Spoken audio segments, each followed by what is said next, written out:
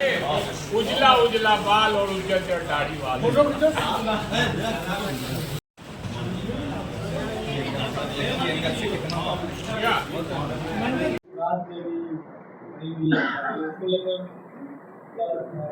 अब हम सुना नहीं है नाम, जिस पार्टी का नाम आप रखे उसका सुना भी नहीं है नाम है।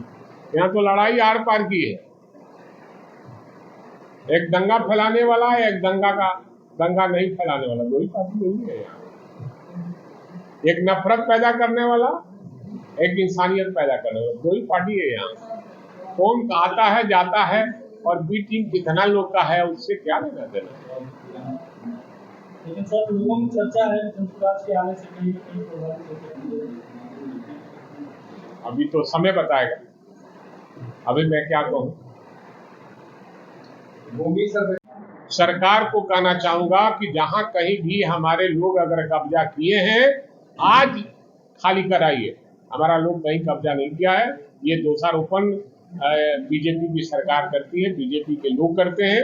बीजेपी के साथ आप रहिएगा, लोग रहेंगे भ्रष्टाचार तो कहेगा कि बहुत अच्छे आदमी है।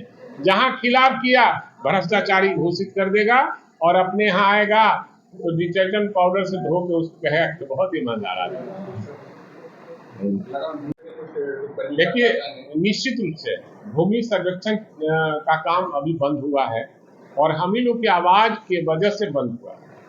हमने आवाज आपके माध्यम से ही दिया था कि सरकार पहले परिमार्जन का काम कराए, पूरे पंचायत में, हर पंचायत में शिविर लगाकर परिमार्जन का काम करावे और मोटेशन का काम करावे लोगों का, तब सर्वे करावे तो उसका फलाफल मिलेगा। अभी सर्वे कराएगा तो मार काट जैसे तैसे, और अभी भ्रष्टाचार चरम सीमा पर है और सीओ और उसके नीचे के पदाधिकारी कर्मचारी, किसी के लाख रुपया, किसी को 2 लाख रुपया, किसी से 20-20 लाख रुपया, जिसकी जितनी जमीन है उसके अनुसार उसको पैसा मांगा जा रहा है।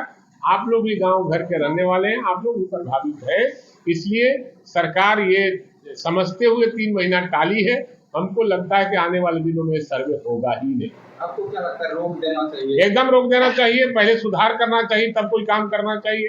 क्या कारण हो सकता है? अरे नींव दिया है, नींव दिया ही नहीं, अब बिल्डिंग पर बिल्डिंग बनाया जा रहा है तो ढाइए ना जाएगा।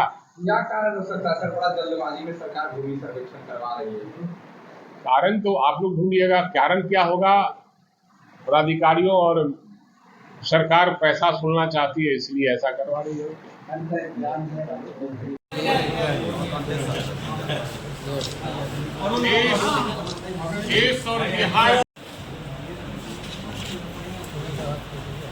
बदल के थोड़ा सा दीजिए लोग सर को। सदन में उठाए हैं, पार्टी को जरूरत पड़ी तो अभी सुन लिया, हमारी बात को लेकर आंदोलन कर रहा है। नहीं, कहने का मतलब है कि वो वार्ता कर रहे थे, सरकार नहीं मानी तो आंदोलन पर चले जाएंगे। ये मानते हैं कि ये बहुत बड़ा स्कैम है? एकदम बहुत बड़ा स्कैम है, बहुत बड़ा स्कैम है और बहुत बड़ा भारी मात्रा में लेन देन हुआ है इसमें केंद्र सरकार और बिहार सरकार।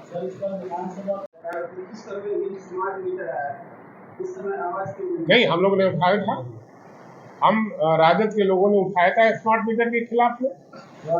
एकदम मैं ही विधानसभा में मैंने उठाया था कि स्मार्ट मीटर नहीं लगना चाहिए, इसमें बहुत बड़ा लौटना है। जहां अभी 2000 लगता है उसमें 5000 रुपया लगता है।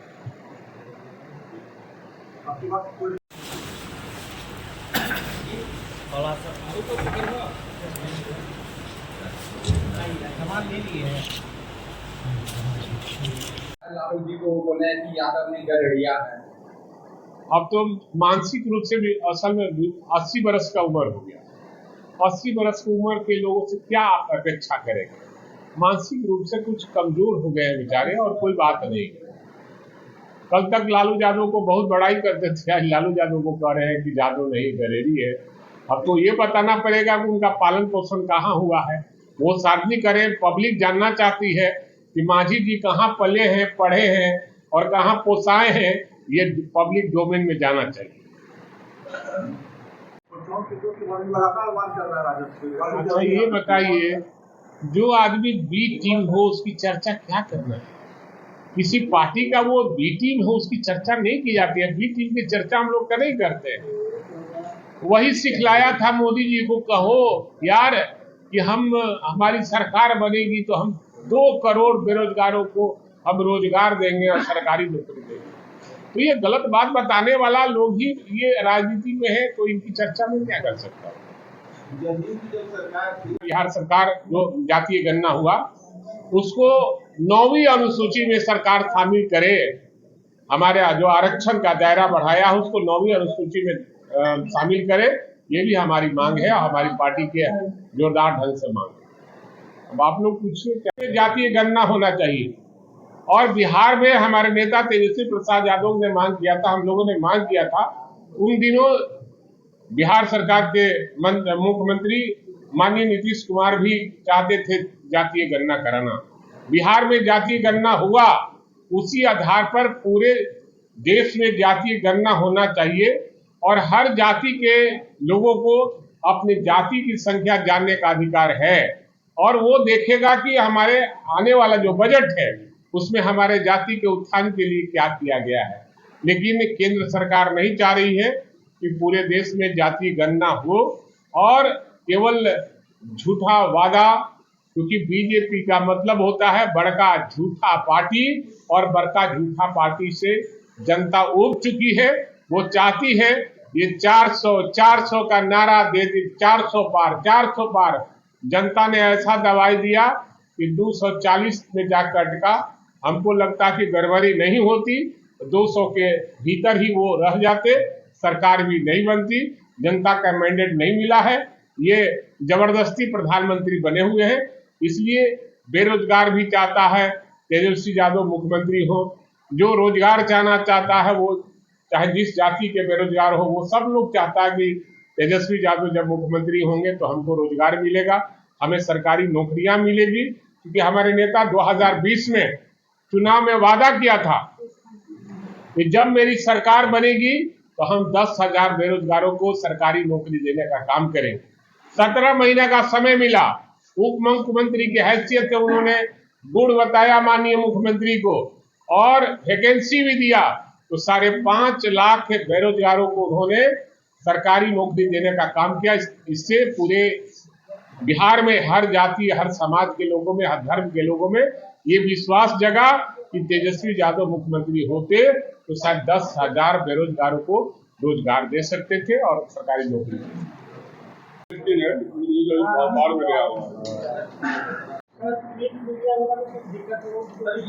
ये आप लोग करवा लीजिए, प्रिंट वालों के लिए अलग से करवा। ऐसा है कि जो बोलेंगे वो आप भी लिखिएगा और उसके बाद आप प्रश्न कीजिएगा, उसका जवाब भी दे देंगे।